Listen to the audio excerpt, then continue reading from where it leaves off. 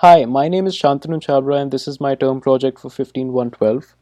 My term project is called bitPredict and my primary goal in this app is to analyze the history of the Bitcoin and predict what the user should do at this point in time based on how the Bitcoin is varied.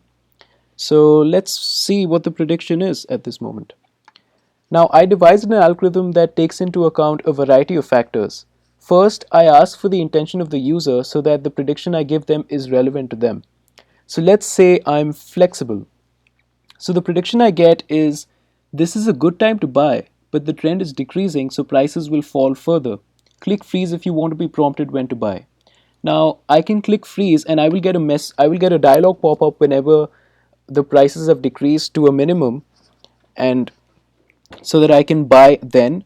And so my algorithm is looking ahead and telling me that although this is a good time to buy, you might get bitcoins at a cheaper rate in the near future. So what I've done in this whole setup is I determined the trend of the price of the Bitcoin by performing a linear regression on the data for the past 1 day, which is this blue line that you see. It's this curve y equal to this whole equation. Linear regression is basically a technique that fits the data into a straight line in an effort to minimize the error. So the error of the data points with respect to this straight line is the minimum. And the purpose of having this whole linear regression is to determine the trend of the Bitcoin. And finally, I set limits for the Bitcoin data. So this green line that you see is actually the resistance line, which at this moment is 373.105 US dollars.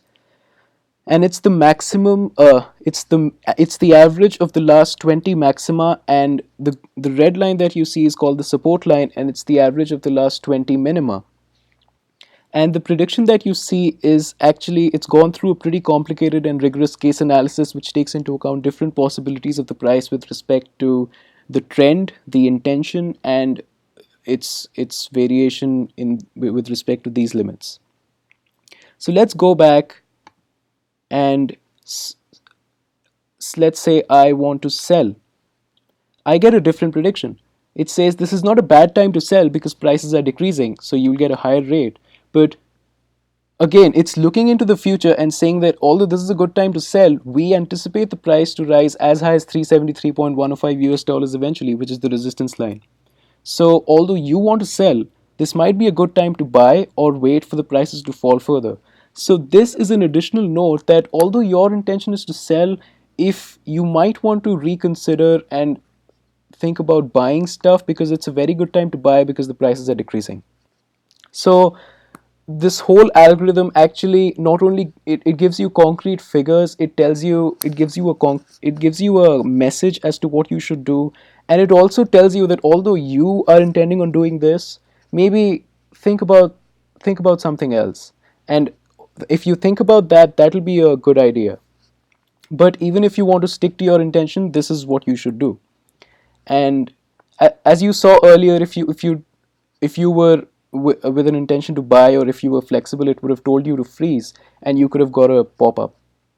So let's go back and let's look at other features. So if I want to view the charts, I can see how the Bitcoin has varied for the past 1 year, 6 months, 3 months, and 1 month.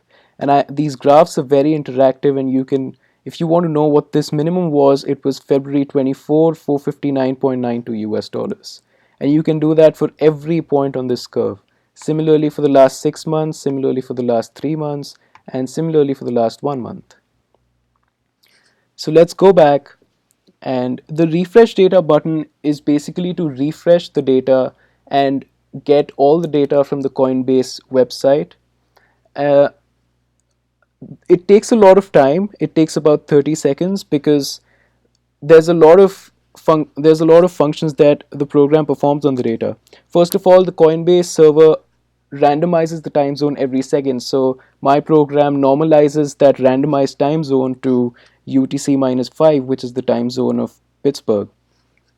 And not only that, I get all the data and store it in a text file, and that's about 500,000 data points, so it takes 30 seconds. And the good thing though is that you only need to refresh the data when you open the app, and I did that before I started shooting this video. And Once you've done that, and once the app is open, the data will automatically get updated every whenever Coinbase releases a new entry for the last timestamp.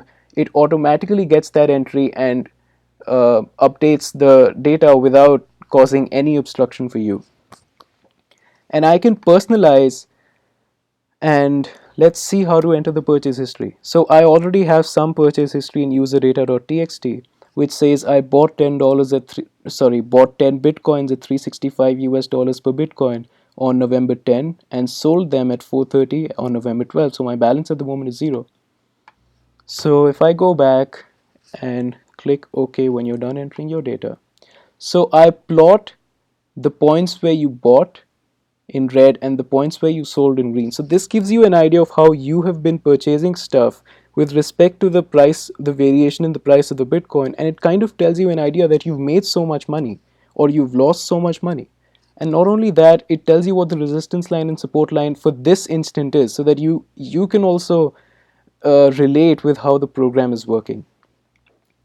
And the about section tells you some stuff about the algorithm, about the app. You can press A to know more about the algorithm, press A to go back. And if you want to read more about Bitcoins, you can press B and it pops up the Wikipedia page for the Bitcoin. And you can donate some money. And if you go back, there's an option to log into Coinbase. So if you have a Coinbase account, you can log in and it pops up the homepage, the Coinbase homepage. And that's about it. Thank you very much.